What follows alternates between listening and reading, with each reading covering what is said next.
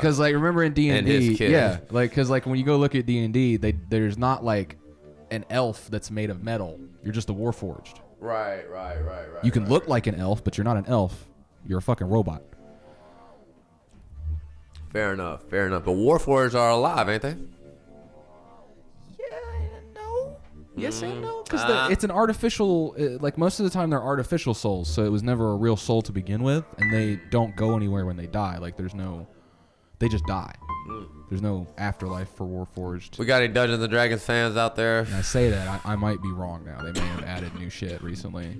There's a new book coming out, and I'm excited because it's changing a lot of race stuff. Like which is funny that we're talking about race. Yes. So this is actually appropriate, and they should add all the Dungeons and Dragons and races, yeah, to it. Yeah. It's changing a lot of like different racial sub abilities and different things.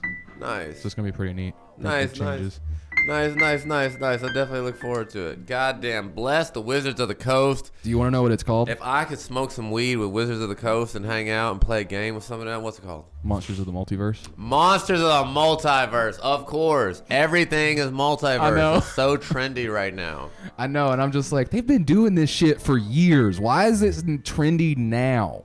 Like, do you know how long Marvel and DC have been running multiverse bullshit? They had to catch on with the rest, everybody else. Just the movies caught on. Yep, they had to catch on with everybody else. Everybody else had to catch up. True. Had to give everybody else time. Yeah, multiverse, everything, man. I don't know. Any multiverse believers out there? I don't know what to think about it. See, that's where I'm like, I don't know if I can call it multiverse or layered reality. Multiverse, multi-dimension. Is that it? Like multi-dimension.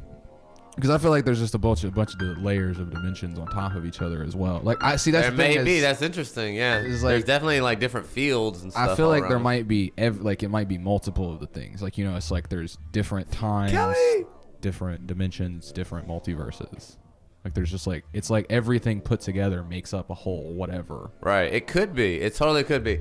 Like I say, you've heard me rant on about it before. I just need some measurements. If we're going to call something a dimension, it's like, why? Because we use dimensions to measure. Yeah, because you measure up, down, left, right, forward. You know what I mean? We got 4 dimensions or 3 dimensions that we travel through.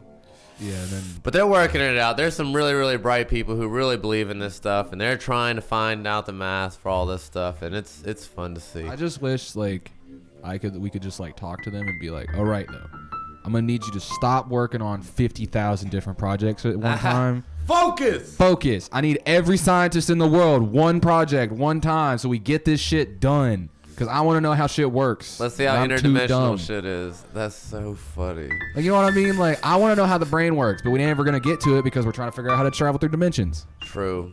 And we're trying to make better guns. God damn it, better guns. Like, I'm not saying we stop any of this. We just finish this project, move to the next one.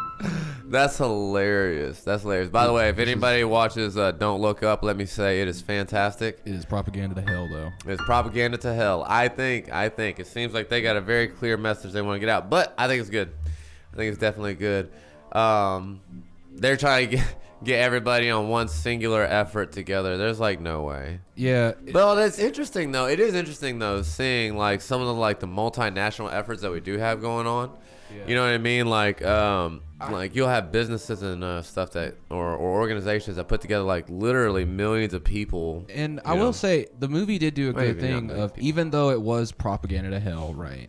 And it didn't like it only leaned super far in one group at the end, but throughout the movie it did show like the extremes of different groups of people in any situation like that. It did do a pretty good job of that. It seemed to really be on the nose against people who don't follow the narrative that's allowed to be discussed on the mainstream. I feel like it's like that thing where it's like a person that refuses to question things.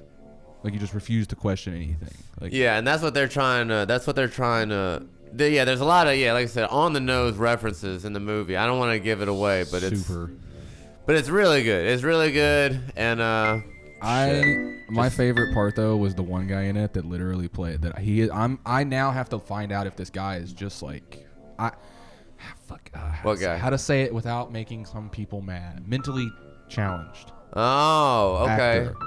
The guy that plays the big dude in the movie, that's also the guy. The big dude? That's like the Elon Musk character in the movie. That guy. Yeah. He also plays that character in Ready Player One. He's the guy that made the game. Like the guy that made the Easter egg, and he's like, when he meets him at the end of the game, he's just like he's like so like every time you see But he's him, like a good guy. Yeah, he's a good guy. Okay, it's been so long. That is like one of the movies I recommend the most. If you want to see where the future's going, Ready Player One. Yeah, that's exactly where it's going eventually. Well, see, that's the thing is like I say it's going to go there. It will eventually go to full dive. It's not.